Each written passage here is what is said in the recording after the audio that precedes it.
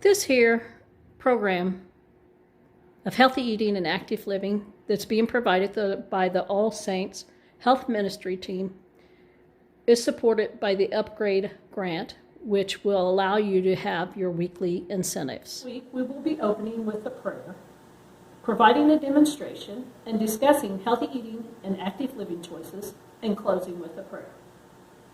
Let us get started by bowing our heads. Dear Heavenly Father, thank you for today. We come to you with open minds and hearts. Let us listen to you and those that do your work about making better choices of the foods and drinks we consume. Guide us and give us the will to make the changes and the choices that will nourish our mind, our body, and our soul. In Jesus' name we pray. Amen. Amen. For the church. And at this point, I'm turning over the presentation to Mary, and she's going to demonstrate our food for today. Okay. The food we chose for today is part of the program, and it's part of the cooking book that you will receive at the end of the program. And it is called, the first one that we did was a beefy skillet dinner. So the beefy skillet dinner recipe is here. It gives all the instructions on the ingredients and how to put them together, how long and everything. And then it also gives you the nutrition values, which is very good for those that have to stay within a certain level of carbohydrates and fats. So what I did when I first got started is I had to, take the book. I made a copy for myself so I didn't have to write in my book. So anyway, I took a copy of the book, of the recipe, and I wrote out what I need to buy at the grocery, because it calls for a little extra spices than what I normally use. So I had to purchase a few spices, and one of them that I purchased was the minced onions, and I had to purchase some beef bouillon, and I had most of the other ingredients. I picked up some elbow macaroni and some onion soup. So these are ingredients that I needed. And then I also already had some cans of corn and tomato sauce that are in the recipe. But there was a little trick to that, because the recipe calls for 8 ounces of the tomato sauce and 8 ounces of the corn. But mine was 15 ounces. So I had to make sure that I measured out those ingredients as well. So I got my skillet ready, had all my ingredients out, got my measuring spoon and my measuring cups that I used, and with this recipe I used almost every one of my measuring spoons, the teaspoon, the quarter teaspoon, and the tablespoon.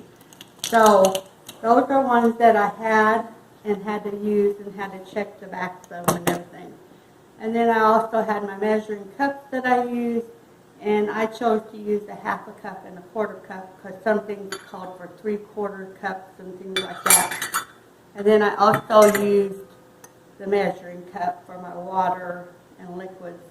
So that's what I used. And then I browned the hamburger, and you can choose to do that the day that you do the cooking, or like I went ahead and did my browning of my hamburger yesterday, and then I cooked it this morning. So I got my skillet and put the hamburger back in, the beef, ground beef, and then I went ahead and added some water and went ahead and let that heat up. And I took the rest of the water and the other ingredients and put them in the bowl with all the spices as the directions say, and I mixed it up well so everything was together, because the cornstarch, you want to mix up good with your water ahead of time. So I did that. I strained the corn. It says to strain the corn, so I did that. And I used my strainer and mixed it all together. So it was real easy this morning. I bet it didn't even take me, I guess, maybe 25 minutes to do all the cooking and everything all together. It tells you how long to let it simmer. It makes 5 servings, and a serving is 1 cup. So it was very good. It looked very tasty, and it smells good. So I had to keep my husband from getting into it this morning. So there you go. That is our first recipe for today. That demonstration made it really look easy to do that healthy dish without a lot of effort. You too can make this happen by planning, shopping for value, and checking the food facts. And what you see here is the recipe for next week's. My apologies. So planning makes it happen. You need to plan, you need to shop for your value, and you need to check your food facts. How many of you ate out last night? Well, if you did, you may have experienced larger portion sizes, more calories, fat, sugar, and salt, fewer fruits and vegetables, fewer whole grains, and fewer low-fat dairy products, and maybe less fiber. When we eat at home, we can make better choices for our family's health. We are able to control our portion sizes, including more varieties of meals with high fiber and lower sugar, some sodium, saturated fat, which helps us maintain a healthy weight. If you're a family of 4 and you had a stir-fry dinner with this, the stir-fry here, if you ate it at home, you would consume 280 calories if prepared by yourselves there at home. You'd have 2 grams of fat, total fat, and 0 saturated fat, 7 grams of dietary fiber, and 65 milligrams of sodium. However, if you went out to eat last night and you got this food at a fast food place, you would be consuming 420 calories, 12 grams of total fat, 1 gram of saturated fat, and 10 grams of dietary fiber, and 3,440 milligrams of sodium. And that sodium content is way over what's recommended for your daily allowance. When you eat at home, you eat healthy, you save time, and you save money. So when you're doing your planning tips for dinner, you need to create a list of your family favorites. You need to make time to plan. Just set aside about 30 minutes to plan and make a list of all the main dishes and side dishes you will serve each day of the week, or make a menu.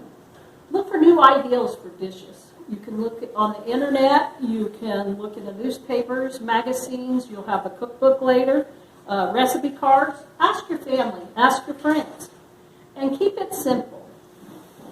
Select recipes with few ingredients and prepare one-pot entrees or simple cooking techniques. With quick dinner ideas, vegetable soup and sandwich, maybe whole wheat pasta with sauce and a side salad, or whole wheat tortillas filled with shredded low-fat cheese, canned beans, salsa, and a simple salad. Or you might try a roast chicken with potatoes, onions, celery, and carrots. Or maybe even chicken stir-fry with frozen vegetables and brown rice on the side. Or go for a breakfast, scrambled eggs, tomatoes, peppers, and onions, and low-fat cheese with some whole wheat bread. Choose fruits and vegetables. This can be done by choosing fresh, frozen, or canned vegetables and fruits. We'll talk here in a few minutes about how to read a food label when you're choosing your fruits and vegetables to determine the sodium content and the sugar content that's in the fruits and the vegetables. When you're choosing fruits and vegetables, you might want to choose what's in season for fresher produce and cost savings. With whole grains, you will have more fiber and healthier nutrients for your body. With the low-fat dairy products, such as soy milk or almond milk, you will have, or reduced fat milk, you'll have less sugar, saturated fat, and calories. Lean meats and meat substitutes. Canned meats have more sodium and preservatives to keep them fresh, so you want to watch the labels when you're picking out canned products of meat. With beverages, choose a beverage that's healthy, such as water, or and add some fruit for some flavor. You might do unsweetened coffee or tea. Fortified milks have calcium and vitamin D. Soy milk, almond milk, or reduced fat or fat-free milk are good drink choices for your beverages.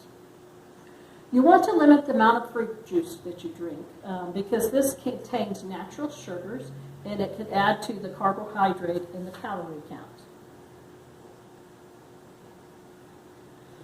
So let's take all those tips we just talked about and make a shopping list based on your menu. You need to get your kids involved by letting them choose a meal or decide what fruits and vegetables that they'd like to try. This is a great opportunity to get those picky eaters to have a say in what is being served. Kids who help pick out foods are more likely to try them. It often takes 10 to 20 times for a child to learn to eat a new food. You can even let your child give the food a special menu name. And then first check what's in your cabinets.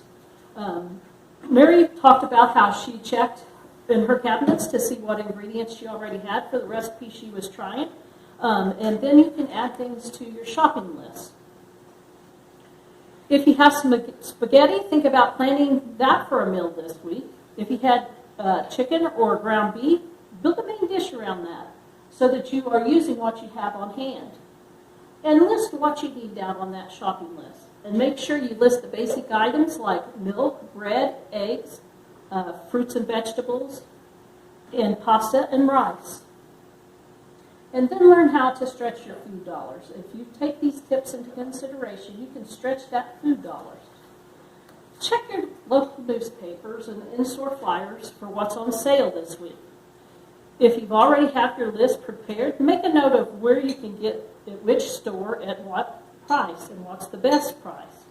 Gather up your coupons, but only gather those coupons that you plan to use so that you don't overspend by getting that item you don't know that you're going to use or you don't need, and it goes to waste. You waste money that way.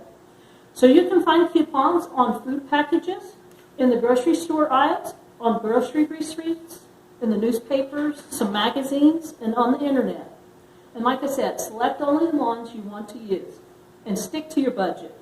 And teach your children to shop with a list. I want to share an experience with you yesterday. My son went to the grocery store, and he had his shopping list on the telephone, his telephone. And he came home, and I was talking to him on the phone, and he says, well, I forgot stuff. And I said, well, did you check your shopping list? No, I didn't check my shopping list, but I had my shopping list on my phone. And so he had the shopping list, but once you make the shopping list, be sure you use the shopping list. Be aware of specials that are not really the best price. A lot of times, grocery stores will place the sale items at the end of the aisle. We should not assume that these specials mean that it is a cheaper price. Later, we may talk about price comparison, so you'll learn how to make the best decision for your family. So check to make sure the coupons you clipped give you the best price. Coupons are generally for brand name products. Sometimes the store brand is cheaper, even if you have a coupon. We talk about buy in-season fresh fruits and vegetables. This can be done at the farmers markets when they're open in the summertime. And some in-season products you may shop for, produce that you may shop for, is sweet potatoes and broccoli in the winter, berries and greens in the springs, melons and tomatoes in the summer, apples and butternut squashes in the fall. And let the kids choose a fruit or vegetable for a meal or a snack. It takes about, like I said, 10 to 20 tries for a child to learn to like a new food. Be a role model by eating those fruits and vegetables. And this can also be done with our faith by regular church attendance, reading the Bible, and serving on committees or projects within the parish. And your leftovers. Eat your leftovers for lunch the next day. This can help save you money and can help you eat healthier. So eating smart for less does not have to be expensive. For about the cost of a soft drink, you can eat a snack, quick and delicious snack. Here are a few examples. 1 apple and an ounce of cheese, maybe a bread and a tablespoon of peanut butter, a 6-ounce container of low-fat yogurt, maybe 3 cups of popcorn or a juice spritzer, which is 1/2 cup orange juice and 1/2 cup club soda, 1 cup of Cheerios and a 1/2 cup of low-fat milk, or 1/2 cup of cucumber slices, and 4 tablespoons of salsa. These are easy and quick to fix. At this time, we are going to move. So we're going to stand up, and I'm going to have Tom pause the video for just a second so that I can get the video for the walking going. So put on your tennis shoes. Walk now. I hope you got those walking shoes on. Always starting with a gentle warm-up. In-home walking is such a wonderful way for you to get a walking workout in a very small space in front of your television. And all you need to know are 4 basic steps. So I'd like to just go over them with you right now. Simply a gentle walk, marching in place is always the foundation, it's the core of the whole program. And then we add a little variety to that. We'll show you how we do that. Come on, you guys. I don't see you walking. 8 and 7 and 6 and 5. Just 4 more. We're going to try a side step. Now watch this. All you do is step out to the side. Bring the other foot in to meet it. And that lateral motion is so nice for us. Now we can take muscle in another direction. There you go. I see you moving now. Later on, we'll add some intensity to the side step. But for now, it's just simply to warm the body. Our warm-up is just to increase your body temperature, increase your circulation, and prepare the body for the more brisk exercise that's coming up. So just keep it gentle. 5, 6. Good. Let's walk again. Let's walk. Good. Ooh, I need this walk to warm up. Is next. 6. Okay. From this side, everybody just gently kick the leg. That's it. Keep it But don't keep the moving. table. Just getting the body ready. Just kick and kick and kick and kick. Good. And kick and kick and kick. 4 more counts. Here's 4. Here's 3. Here's 2. Walk again, everyone. We always come back to a walk. That's the real beauty of the program. Is anytime we're doing something, maybe you feel like, oh, it's just too challenging, or maybe you just aren't comfortable, please go back to walking anytime. It is the program. Just so you keep moving. We're not teaching you steps. We just want to keep you moving. Very nice. The only other step are knee lifts. 4 more counts, guys. 4 and 3, 2. Now from this side, just lift the knee, lift the knee, lift the knee, lift the knee. Good. That's it. The 4 basic steps of in-home walking are walking in place, side steps, kicks, and you're doing this, knee lifts. If you can do those things, you can do all of our programs. Such an easy system. We'll build up the intensity and the pace later on, so just hang in there with us. Good. The easy walk, just keep it easy. How about 4 more, everybody? 4 and 3 and 2. We're walking here. Good, just walk. Just walk. A healthy workout, a safe workout, always starts with a warm-up. So remember that. You gradually increase your pace. Ease your body into it. Good. Just walk. Very nice. And 5. Now this time, open up your feet just a bit. Take it to a little different angle. Just by repositioning your feet, you call on new muscle. Warming hip joints. Just walk. 4 and 3 and 2. Now bring the feet back together. Just walk. We're going back to side steps. Now off to this side, guys. Just step out to the side. Very nice. Good. Already you've got it. So good. Don't you feel good knowing already? You can do it. You can do it home walking. Good. Step out together. Very good.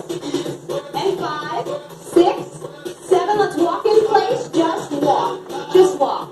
Kicks coming back. 4 more walks. 4 and 3, 2. Now from this side, just kick and kick and kick and kick. While we kick, let's go ahead and check our posture. You know, it's very easy to give yourself some nice spinal alignment and some good core stability. If you tighten up your abs, draw your shoulder blades back, you've got great posture.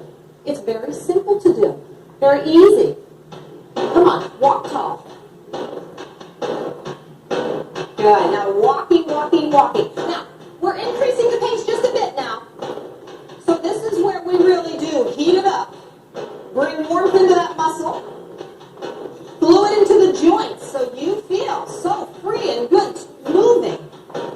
full range of motion. Increasing the heart rate now. Gradually bringing that heart rate up where you need it to be so you're sure you're getting all the benefits of a heart healthy exercise. Training the heart and lungs. Even in this easy gentle walk, you get so many health benefits. Just keep walking, everybody. Like that little bumped up pace, huh? Makes it feel good. You bring the energy to the body already. Open up your feet, guys, just a bit. Walking with the feet just repositioned. Good. 8, 7, 6, 5, 4 more. We'll bring the feet back together. Feet together. We're going back to a knee lift. 4 more walks. Here's 4 and 3 and 2. Now from this side, just lift the knee. That's it. Now again, movements now have to become more exaggerated. You want to call on more muscle. The pace picked up so it's more brisk, but you also want to exaggerate the movement so we can build this intensity up. Good. Again, maintain that good posture. Abdominals tight, shoulder blades are back. You carry yourself tall. Very nice. There's 4 and 3, 8 more before we walk. 8 and 7 and 6 and 5, 4 and 3 and 2. Back to walking. It's wonderful when you know we're always going back to that walk. Good. Kicks are coming back. 4, 3. Ready from the side. Let's kick and kick and kick and kick and kick. Very nice. Look around the room. Look at these beautiful walkers. I know you know a lot of them. You probably know all of them. They've all been here before. With all our in-home walking workouts, it's so nice. I can bring my walk leaders with me. I bring my walking buddies with me. So much fun to have walking friends. We're here for you anytime. Pop the tape in when you feel like, listen, I need a boost. I need to relieve some stress. I need a little motivation. Pop it in. We're here for you.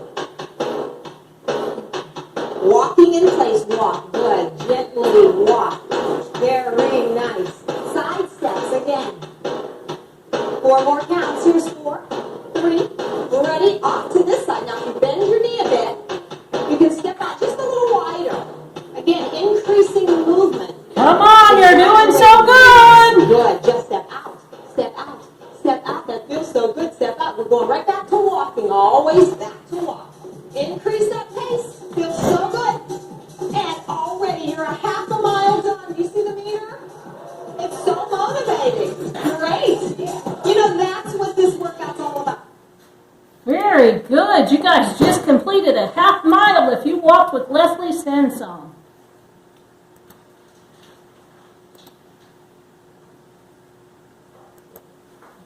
Woo! That was fun. Now, which item is really the best buy? We've talked about this earlier. Most foods in the grocery store have a label similar to this one here that you see on the front shelf of the item where it's located in the grocery store. The largest number you see is the price of the package of the food. The other useful pieces of information here is the item's name, which we have ham, and then it says price per pound here, and then it tells me the size of my package of food, which is 9 ounces. So this is the price per pound that tells us the unit pricing for the ounces. So it's 0.388 for 9 ounces of ham. Now we're going to do a comparison here. This is on a jar of applesauce. One of the applesauces is 25 ounces, and one of the others is 50 ounces. And if we look at the unit price, it's $1.25 for the 25-ounce jar of applesauce. If we look at the 50-ounce jar of applesauce, it's $2.19. And as you can see here, it says the ounces of the applesauce. It also has the unit price, which the unit price of the 20-ounce jar is 5 cents per pound, or per ounce, and the bottom is 4 ounces, 4 cents per ounce. Now, are you going to eat this whole jar of applesauce in 1 or 2 settings? This is where you need to decide, am I going to use all this applesauce, or am I going to throw some of this applesauce away? So this savings isn't very big, but the bigger a 50-ounce jar of applesauce is a little bit cheaper. However, if you buy the larger jar and throw away some of it, you really didn't save any money. So you need to compare if you're really going to eat all of that or not before you decide to buy the cheaper price of an item. Now let's look at this. This is yogurt. With yogurt, we can get it in a bigger container, like this 32-ounce container of yogurt, or we can get it in the individual size that are prepackaged that we can really throw really quickly in our lunch buckets in a small individual 6-ounce container. So let's look at our unit price. For the 32 ounces of yogurt, it's $2.65. And for our individual yogurt, it's $4.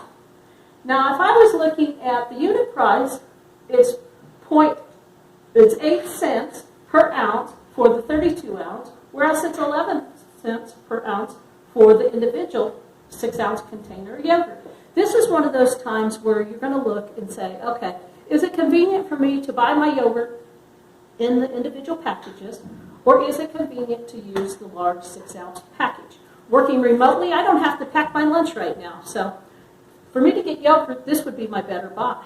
But if I'm going to be packing my lunch a lot, I might do this individually, or I might purchase this, depending on how much I want to do dishes, by packaging up my yogurt in a cup that's portable and adding my fruit to it and taking it in my lunch. So you just have to do a comparison and decide what's best for you and your family and for the stewardship of the earth. Now let's look at the store brand versus the name brand on a slice of ham. Up at the top, you see the store brand, which is low-fat sliced ham. It's $3.99 for the package, whereas the name brand is $3.49 for the sliced ham. Let's look at our unit price. This up here is basically 25 cents, and this one down here is basically 39 cents. But let's look. I can get 16 ounces of ham for $3.99, or I can get 9 ounces of ham for only $3.49. Which is the better buy? Well, I'm going to buy this top one here because I'm going to use this ham in maybe 1 or 2 meals. So don't forget to look at your store brand items because sometimes they are easier and you can save more money if you purchase the store brand versus the name brand. I know there's sometimes that you've tried the store brand and you've tried the name brand and you really prefer that name brand, then buy the name brand. The choice is up to you. For this portion of the session, we will talk about checking facts. This is a food label. You will see on cans and boxes, packages, and various food items. This label has a wealth of information. I can find the following. I can find the serving size, which is 3 ounces here, the calories, which is 38, total fat, the cholesterol, the sodium, the total carbohydrates, the fiber, the sugars, and the proteins. I can also find my vitamins and minerals in this portion. And then at the bottom of the label, you will see a percent of daily values, which are based on a 2,000 calorie diet or a 25,000 calorie diet, depending on your caloric needs. And this tells you what the recommended daily allowance is. One is 2,000 and one is 2,500. Let's look at each one of these nutritional facts. If you can take the time to grab an item from your pantry at this time, you can look at it while we're talking about this section, and it'll help reinforce things. Okay, I see you've grabbed your item. So let's start with the top of the label. At the top of the label, it has the serving size. I have a serving size of 1 cup, and I have 2 servings per container. As we know, we may adjust our serving size if we feel like we need more or this requires us to use more. But this also increases the food fats too. But for this, I'm going to stick with my 1 serving, which is 1 cup for 250 calories. So I will be measuring out 1 cup or half of this container for my serving. And I will be eating 250 calories. If I eat that whole container, I need to double this 250, and I'd be eating 500 calories. But I'm going to pause for a moment for you to look at your label. If you grab that food item, ask yourself these questions. What is the serving size? How many servings are there per container? And how many calories are there per serving?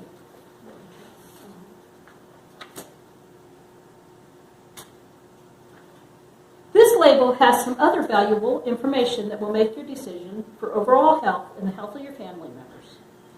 Here we see total fat, which is 12 grams, and saturated fat, which is 3, and trans fat, which is 3. Total fat, saturated fat, trans fat, and cholesterol. Know your facts for good health.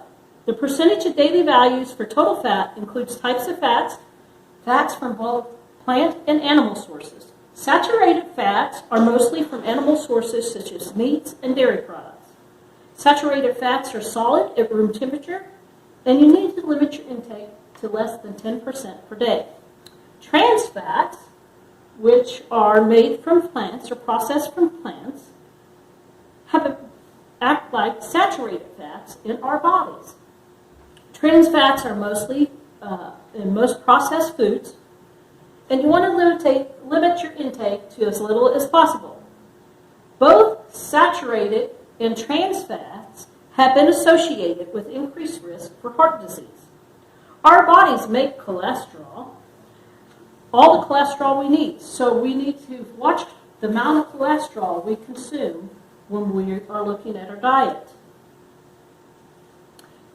If we consume too much cholesterol, this places us at risk for high cholesterol. Cholesterol is present in this food. As you can see here, there's 30 milligrams on this food label. And foods that are usually high in cholesterol are high in total fat and the saturated and the trans fats. To help lower blood cholesterol, replace those saturated fats and those trans fats with monounsaturated and polyunsaturated fats found in fish, nuts, and liquid vegetable oils. The next item we see here is sodium. It's 470 milligrams. Salt is the primary source of sodium. It's often used in foods to act as a preservative. High intakes of sodium could lead to increase your risk for high blood pressure. So you want to limit your sodium intake to 2,300 milligrams or less if recommended from your doctor. Remember earlier when we were looking at that takeout meal and the grams of sodium was 4,330? That's almost double the amount of sodium that you should be eating in a day. So be sure to limit your sodium as well as possible. The next thing are key ingredients. These key ingredients are in blue, okay? And they are things like potassium, calcium, iron, fiber, vitamins and minerals that help us maintain a healthy body, and look for foods that have at least 10% or more of that ingredient. Total carbohydrates includes both dietary fiber and your sugars here. Now with the sugar, we can't tell if this is a natural occurring sugar or if sugar has been added to this item. And you can determine if sugar has been added to that item by looking at the ingredients portion that will be here on the label here in just a few minutes. And you look for words that end in OSE. That's added sugar. You want to look for foods that are a good source of dietary fiber and that are low in sugar. Now protein. Most of us consume adequate amounts of protein because it is important to remember to choose a variety of healthy proteins, including lean meats, poultry, fish, eggs, nuts, beans, and seeds. Try to include 8 ounces of seafood each week. Research suggests that a strong association between intake of seafood and a reduced risk for cardiovascular disease. Wow, that was a lot of information. Let's look at a few of these things again. Carbohydrates are sometimes thought of as bad things, but that isn't true. Carbohydrates are the source of several key ingredients and energy that our body needs. Total carbohydrates includes the dietary fiber and the sugars. Now remember, you can check the ingredients to see if sugar has been added or if it's natural. It is one of the first ingredients on the list. It's probably had a lot added to the list. higher amounts of fiber and lower amounts of sugar help us eat healthier. Fiber may reduce the risk of certain types of cancers and help you stay and feel full longer. For most adults, the recommended is to consume 25 grams of fiber per day. And most Americans fall very short of this goal. Look for foods that have at least 2 grams of fiber. Now, the percentage of daily value here is based on a 200,000 calorie diet. If this value is 5% or less, this food is low in that nutrient. If the value is 20% or more, the food is high source of that nutrient. Remember, this is just for one serving. It's not for the whole day. So let's look at the total fat in one serving. So if we were looking at the total fat, we have 18% of the daily value contributing a lot or a little to your limit fat of 100% daily value. It's below the 20% daily value, so it's not considered too high. But what if you eat the whole package? You would need to double that amount to 36%. Now, let's look at calcium here. If we look here on calcium, it's at 20%. The daily value for calcium is 20%, so this item is an excellent food source of calcium. Now, in addition, vitamins A, C, and D, calcium, and potassium in iron content in foods can also be found on some food labels. Some foods are fortified or enriched with extra nutrients. If a food has 10% or more, it's considered a good source of that nutrient.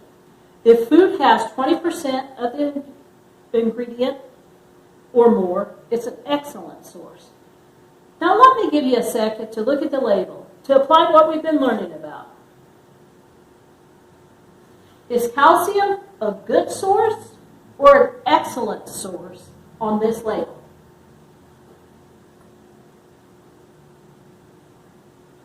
If you answered it's an excellent source, you're absolutely correct. Now let's look here. Each food label has a footnote, and these footnotes are based on a 200 or 2,000 calorie diet. Your daily values may be higher or lower depending on your caloric needs. You also see here a 2,500 calorie diet. So this tells you how many calories should be less than, and it also gives you what gram are recommended. So resources for more specific recommendations are through ChooseMyPlate.gov. With ChooseMyPlate.gov, this has a bunch of resources out there. It gives you menu planning opportunities. It gives you tip sheets on how to eat healthier, how to prepare food healthier, and also allows you to plug in your data so you can actually see, based on your height, your weight, your age, how much you really should be consuming. But you always should check with your healthcare provider if you have any special conditions before referring yourself to a different website for information. Stick with what your providers ask you to do with your diet. Now, the food label can help us identify food allergens. There's probably about 160 or so items out there. Within this, if you have a food allergy, you might want to see where it says contains. And it has like, this one contains wheat, pecans, milk, and it may contain almonds and walnuts. This one up here has wheat and milk ingredients. If I look at the ingredients, this is whole wheat flour. If I've got a wheat allergy, I don't want to eat this food. There's also other key terms that have for like different things that are made with wheat, like this whey is milk and wheat. It's either milk or wheat. I can't remember which off the top of my head. But if this had whey in it and I was allergic to wheat and milk, I would not be consuming it. So be sure to look at your labels. Sometimes people have anaphylactic or life-threatening responses to food items. So if you learn to read your food label, you can help protect yourself by looking for those key ingredients that you're allergic to. Now, this concludes what we've talked about today. So I want you to think about one change you can make to plan your meals for your family. And I want you to think about one change you can make while you're doing your shopping, and one change you will make when selecting items at the grocery store. Also, I know we all have challenges. So, if you do have a challenge, ask yourself, how can I overcome this challenge? Or what is my challenge? And how can I make a difference? And please don't hesitate to reach out to your All Saints Health Ministry team if you have any questions.